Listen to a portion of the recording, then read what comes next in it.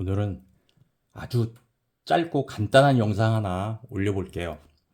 여러분들이 만년필을 쓰시다 보면 잉크 흐름이 마음에 안 드는 경우가 있죠. 왜냐면 만약에 매장에서 구입을 하셨을 경우에는 CP를 하고 만년필을 살 경우도 있는데, CP를 한 만년필은 굉장히 필기감이 좋고 부드럽게 잘 써지는데 내가 산 만년필은 그렇지 못한 경우가 있을 거예요.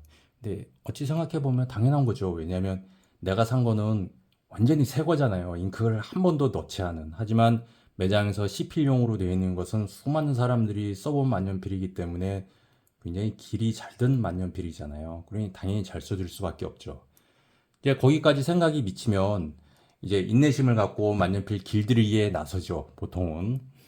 그래서 이제 흐름을 잡아보고자, 나도 이제 만년필을 부드럽게 써보자 해가지고 굉장히 많은 필기량을 하면서 낙서를 하면서 만년필 촉을 길들이려고 노력을 많이 하신 경험들이 있으실 거예요. 저 역시 그랬는데, 이렇게 만년필이 이제 닳아서 이제 길이 든 것과는 별개로 만년필 잉크의 흐름이 좋지 않은 경우가 있어요. 이런 경우에는 필기감이 나아지는 게 굉장히 더디죠. 왜냐하면 필기감이라는 게 이 만년필 촉의 연마 상태에도 영향을 받지만, 의외로 잉크의 흐름이 어느 정도로 풍부하느냐에 따라서도 영향을 많이 받아요. 그럴 수밖에 없는 게 종이와 펜 쪽 사이에는 잉크밖에 없잖아요. 그러니까 다시 말해서 윤활유 역할을 하는 거죠, 잉크가. 그런데 이 윤활유 역할을 하는 잉크가 적다면 당연히 필기감은 떨어질 수밖에 없죠.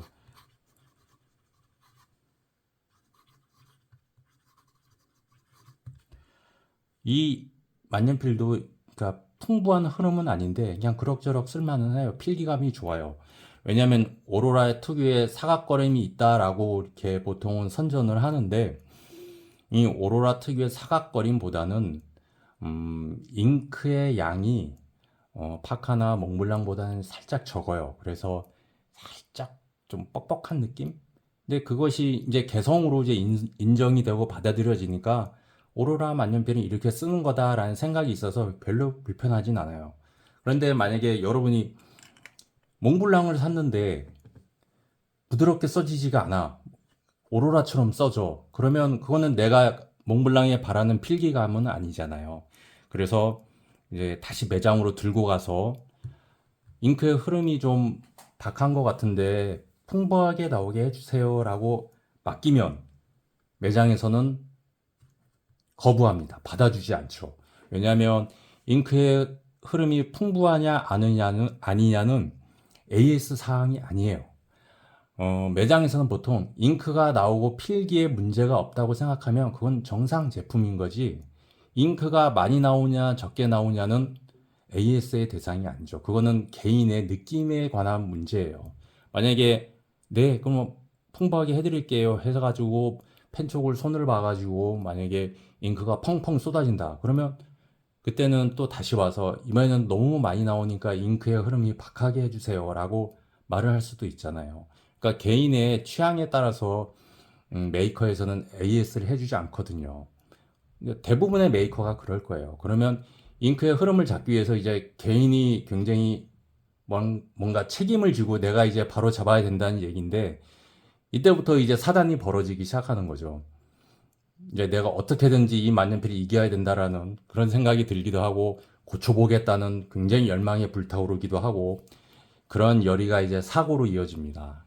그래서 결국은 수십만 원이 깨지는 불상사가 일어나는 일도 드물지 않게 일어나죠.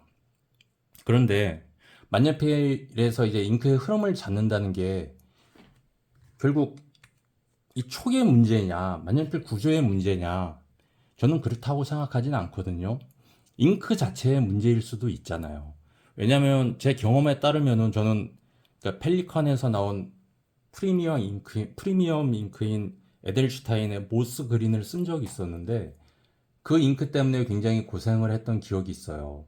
워터맨 만년필에 넣고 썼었는데 흐름이 원활하지 않아가지고 결국은 다른 사람에게 굉장히 저렴한 값에 넘겼던 기억이 납니다.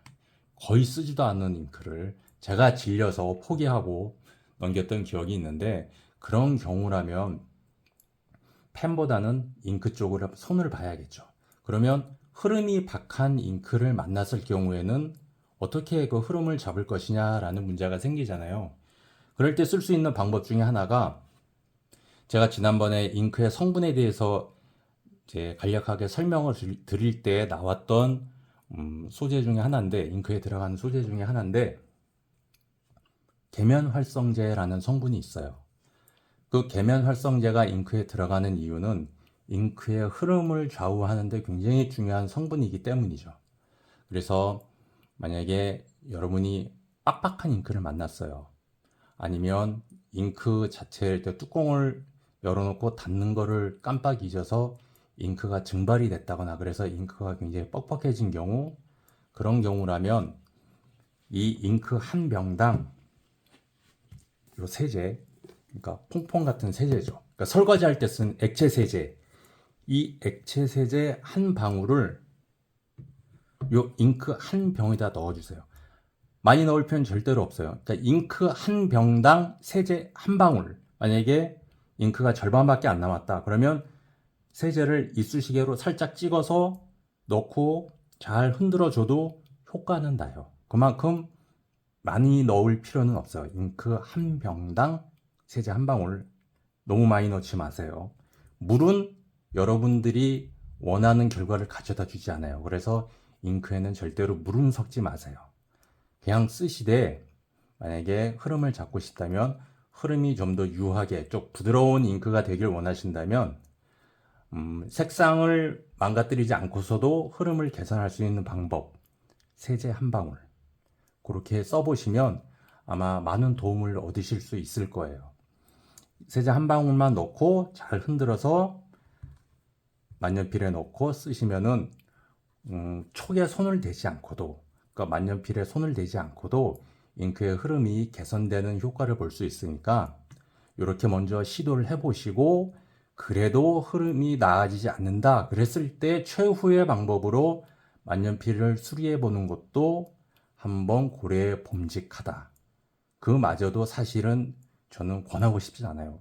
만년필은 최대한 손을 안 대는 게 가장 오래 쓰는 방법이기 때문에 정말 불편하다고 느끼시지 않는다면 차라리 그 흐름에 여러분이 적응하는 것도 한 방법일 수 있어요.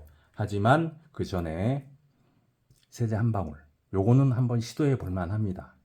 그래서 안전하게 잉크의 흐름을 개선할 수 있는 방법이니까 여러분들이 만약에 흐름이 박하거나 아니면은 지금 쓰는 잉크가 좀 더 좀 풍부한 흐름을 보였으면 좋겠다라고 생각하신다면 이 방법을 한번 추천해 드리니까 시도해 보시는 것도 좋을 것 같습니다.